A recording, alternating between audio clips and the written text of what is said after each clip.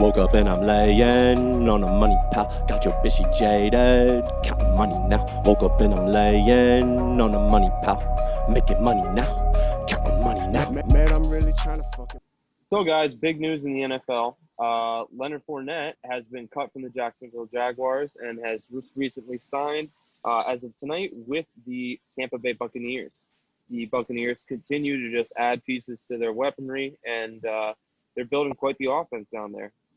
It might pan out, it might not. So we will see as the season goes on, obviously. But I think they're on the right track. I think that they're putting together some pieces, and realistically, you have enough firepower, something's got to click. So with that being said, they did sign him to, I believe, a 1-year, $3.5 million deal. So it's kind of a prove-it deal. If he wants to get things done, he's going to have to.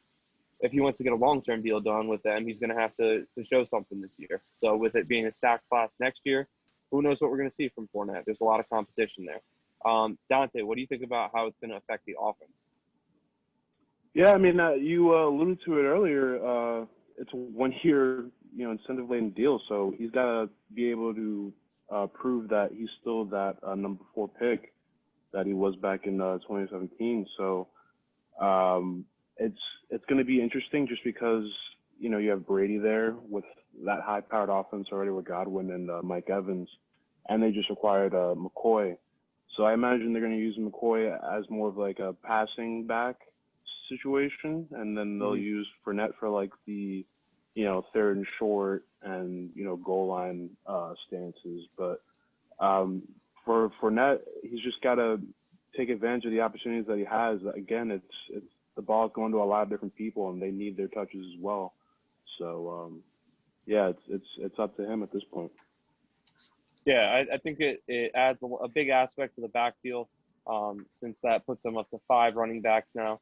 Ogunbowale, McCoy, Ronald Jones, and Keyshawn Vaughn, and Leonard Fournette now. So that's 5 running backs. Obviously, someone's going to have to get cut.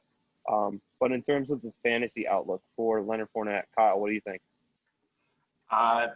Leonard Fournette could have any range of outcomes in terms of fantasy in Tampa. But I would say it's going to be pretty positive. I don't think it'll be where he was in Jacksonville, where he was being drafted in the 3rd round. Last year he finished as the RB7, and that was with, I think, 97 or 96 targets. I don't think he sees nearly that many this year. But I also don't think he'll immediately, like week 1, take over that backfield 100%. I think it's just going to be a committee type deal. But I could see it happening a couple weeks down the road. He takes over, and maybe he's the goal line guy. He wasn't great last year at the goal line, but I blame that on Jacksonville not being able to score. But in Tampa, all bets are off. I think if he takes over that goal line work, he could be a top guy. There's definitely potential. But if I were to draft right now, I'd take him in like RB2 territory, late to RB2. I'm thinking like around Mark Ingram, David Montgomery, Jonathan Taylor, like around those guys, where there's kind of some upside there, but you're a couple question marks. So that's where I'm leaning with Fournette in terms of fantasy. Yeah, I think Mark Ingram is the perfect guy to pair him with. That's kind of the same range that I put him in. He's going to be one of those shots in the dark that you can probably trust at RB2 range, but really not sure if they're going to produce on an RB1 level. So in a nutshell, that's what we thought about Leonard Fournette. Let us know what you think. Yeah.